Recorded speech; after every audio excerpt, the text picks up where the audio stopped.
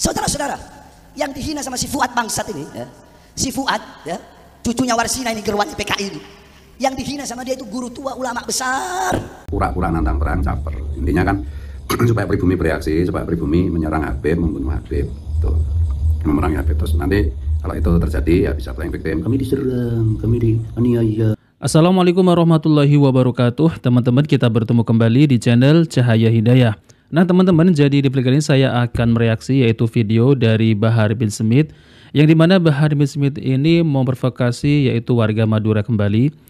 Nah teman-teman, jadi Bahar bin Smith ini akan memburu Gus Fuad, dan warga Madura ini ya mengangkat celurit. Jadi Bahar bin Smith ini sudah berhasil untuk memprovokasi warga Madura. Nah teman-teman, jadi kejadian seperti ini sangat disayangkan sekali ya. Karena apa? Sesama anak bangsa malah diadu domba oleh imigran Yaman yaitu Bahar bin Smith. Sangat disayangkan sekali ya teman-teman. Jangan sampai kita itu ya mudah diprovokasi oleh orang-orang yang mengaku keturunan Nabi SAW. Tapi kenyataannya mereka ini tidak mampu untuk membuktikannya bahwasanya mereka ini adalah keturunan Nabi. Nah teman-teman, jadi seperti apa yaitu provokasi Bahar bin Smith? Coba mari kita simak video lengkapnya. Kita nggak ada urusan, tapi yang dihina guru kami, guru saya. Saya dulu mondok di Al-Khairat, saya termasuk abnaul khairat. Saudara-saudara, yang dihina sama si Fuad bangsat ini, ya, si Fuad, ya, cucunya Warsina ini, gerwani PKI ini, yang dihina sama dia itu guru tua ulama besar, Habib Idrus bin Salim Al-Jufri. Beliau itu dakwahnya luar biasa. Beliau berjuang untuk Indonesia bukan dengan pedang. Beliau berjuang untuk masyarakat Indonesia khususnya yang berada di Indonesia Timur. Beliau berjuang dengan apa? Dengan pena. Beliau ngajar dari kampung ke kampung, dari desa ke desa. Beliau berjumpa dengan raja-raja yang belum yang banyak, ada juga raja-raja yang belum masuk agama Islam. Beliau masukkan Islam. Beliau dari kapal ke kapal, dari sini ke sana, beliau bangun Al-Khairat. Sampai sekarang Al-Khairat sudah hampir memiliki 1.600 cabang. Beliau tokoh pendidikan, tidak kenal lelah. Beliau kepanasan, keringetan, nyebrang laut tiap hari hanya untuk berdakwah, tiap hari untuk mengenalkan pribumi Indonesia, untuk mengenalkan bangsa Indonesia yang ada di Sulawesi sampai Ternate, sampai Kaltara, daerah Tarakan, sampai di Ternate, di mana-mana ada Al-Khairat, kebanyakan di daerah Indonesia Timur. Beliau adalah seorang pejuang. Saudara-saudara, kau tahu di akhirat ketika Allah menimbang darah syuhada, ya, itu berjuang mati di jalan Allah, darah itu ditimbang dengan tintanya ulama. Tinta ulama di sisi Allah, tinta ulama lebih berat daripada darahnya syuhada yang berjuang di jalan Allah. Jadi saya tanya, semua jawab. Habib Idrus bin Salim Al-Jufri, guru tua, beliau ulama besar bukan? Jawab, ulama besar bukan? Ulama besar bukan? Wali besar bukan? Wali besar bukan? Saudara-saudara, kita orang itu kebanyakan orang-orang awam. Kalau di daerah Palu, ya, di daerah suku-suku yang biasa, suku-suku pedalaman, itu semua di Ternate, di daerah Ambon, di daerah Tarakan, masyarakat Indonesia Timur, semua rumah. Ibarat kalau di Jawa, ya, kalau di Jawa ditaruh ada fotonya Kiai ini, ada foto Habib ini. Kalau di sana di Jawa Timur, di mana? Indonesia Timur, kebanyakan cuma satu. Apa itu kebanyakan? Cuma taruh fotonya guru tua Habib Idrus bin Salim Al-Jufri. Semua rumah, bahkan rumah Kristen ada yang ditaruh foto guru tua Habib Idrus bin Salim Al-Jufri. Nah teman-teman yang dimuliakan oleh Allah SWT, jadi itulah ya isi provokasi Bahar bin Smith kepada masyarakat Madura. Nah teman-teman, jadi tentunya Bahar bin Smith ini sudah berhasil memprovokasi masyarakat Madura. Dan Bahar bin Smith ini akan terus memprovokasi daerah ke daerah. Yaitu apa teman-teman? Yaitu demi untuk memburu Gus Fuad Pleret ya teman-teman. Nah teman-teman, jadi ini ada video dari Gus Fuad Pleret, dan Gus Fuad Pleret ini menanggapi yaitu omongan dari Bahar bin Smith. Coba mari kita simak videonya. Rizik dan Bahar itu ternyata tidak nantang perang ya, cuma caper, cuma mau playing victim gitu. Saya itu tadi nggak sengaja mendengar suaranya Rizik dan Bahar itu ya. Saya nggak lihat ininya gambarnya gitu, karena kalau lihat gambarnya kan mual saya. Vibe-nya itu kan kotor, menjijikan, jadi nggak saya lihat. Nah, setelah saya dengarkan itu ternyata baik Rizik maupun Bahar itu ya tidak nantang perang sebenarnya, pura-pura nantang perang, caper. Intinya kan supaya pribumi bereaksi, supaya pribumi menyerang Habib, membunuh Habib, tuh, memerangi Habib. Terus nanti kalau itu terjadi ya bisa playing victim. Kami diserang, kami dianiaya, kami di apa gitu, anunya gitu. Kenapa begitu ya? Karena Rijek itu dan si Bahar itu sadar benar apa budaknya itu, budak pribuminya itu udah jauh berkurang. Mas sekali lagi kalau memang ya terpaksa harus perang, harus bunuh-bunuhan. Ya memang kalau memakai hukum fikih apa klasik itu ya sebenarnya karena Habib itu menipu umat Rasulullah, mengaku-ngaku keturunan Rasulullah padahal bukan, bugot kepada negara. Mereka kayak si Rijek itu teriak-teriak Pancasila, Bhinneka Tunggal Ika. Juga si Bahar, padahal mereka lah yang merusak Pancasila, yang mau merobohkan Pancasila dan Bhinneka Tunggal Ika. Nah, hukum membunuh orang seperti itu apalagi dalam keadaan perang itu ya hukumnya wajib. Darah mereka itu halal. Kalau pakai perspektif oke, tradisional gitu loh. Nah untuk budak-budaknya sekali lagi kalau terjadi perang itu ya pribumi jangan membunuh budak-budak Habib.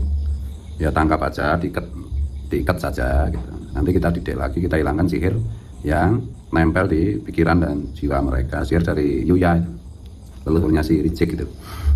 Itu nanti teman-teman nggak usah gimana-gimana, dan ya ini juga ekspresi ketakutan di si Rijek, khawatir kalau tahu-tahu pribumi nanti nyembelin para Habib gitu. Dan kemungkinan itu ya selalu ada apa yang tidak mungkin di dunia ini. Apalagi coba-coba tes ombak dengan apa melaporkan saya soal monyet-monyetan itu ya. Nah ini kan apa menambah panas suasana, habis lebaran bisa panas. Dan Rijek itu khawatir kalau tiba-tiba ada pembasmian apa yang dilakukan pribumi terhadap Habib gitu. Makanya dia keluar-keluar kayak gitu. Ya itu ekspresi ketakutan Rijek, ekspresi ketakutan si Bahar gitu.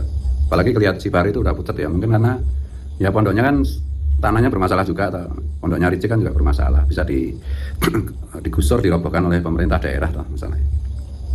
Dan bisnis esek-eseknya juga, bisnis esek-esek para Habib yang di Bogor kan udah disikat sama KDM gitu. Ini saya nunggu karena ada isu-isu berita-berita burung bahwa ada beberapa oknum Habib itu ya punya pabrik narkoba nggak tahu di mana, di Jawa Barat atau di Jawa Tengah gitu. Di backup oleh oknum aparat. Ya kita lihat aja nanti gitu ya. Jadi udah cek, saya nasihat kedua ini udah cek, udah ngaku aja kamu bukan keturunan Nabi di depan publik, berhenti memprovokasi orang.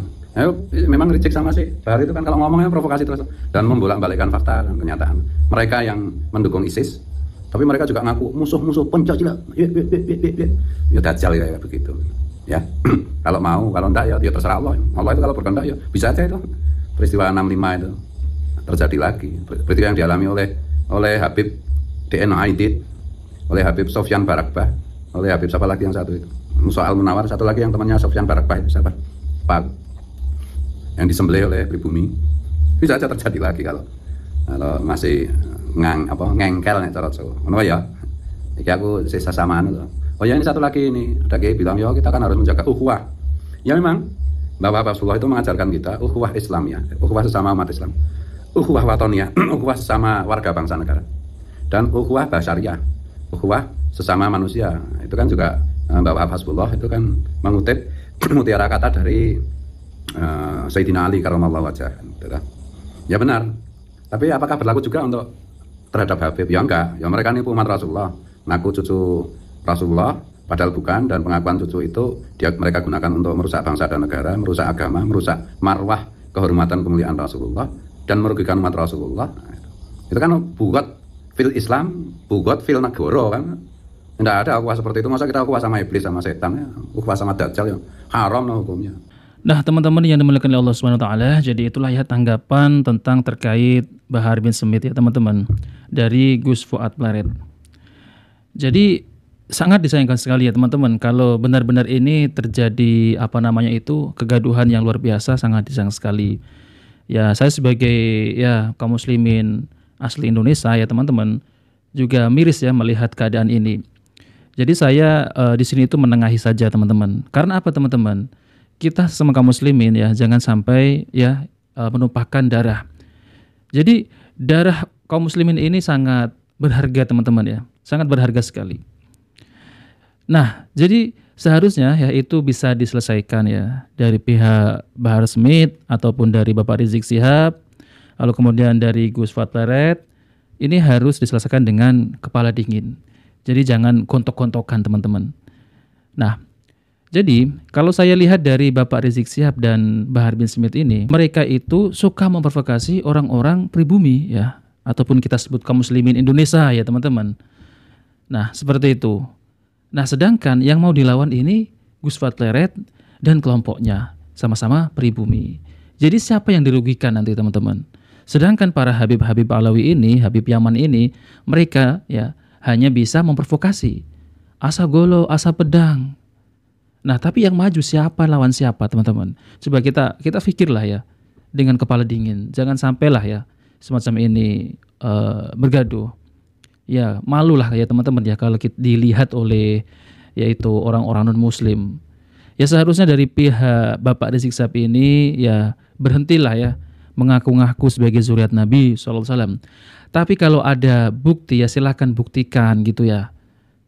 Ya melalui kitab nasab, kitab sezaman filolog dan tes DNA gitu. Buktikan gitu. Nah, kalau sudah memang pembuktiannya benar-benar disaksikan oleh ya negara, hukum semuanya. Nah, kalau sudah keluar, kalau benar-benar terbukti bukan cucu Nabi, diumumkan gitu teman-teman, ya diumumkan. Ya kalau benar-benar terbukti ya malah lebih bagus gitu ya teman-teman. Tapi kalau tidak terbukti terus mengaku-ngaku, nah ini yang bermasalah ya.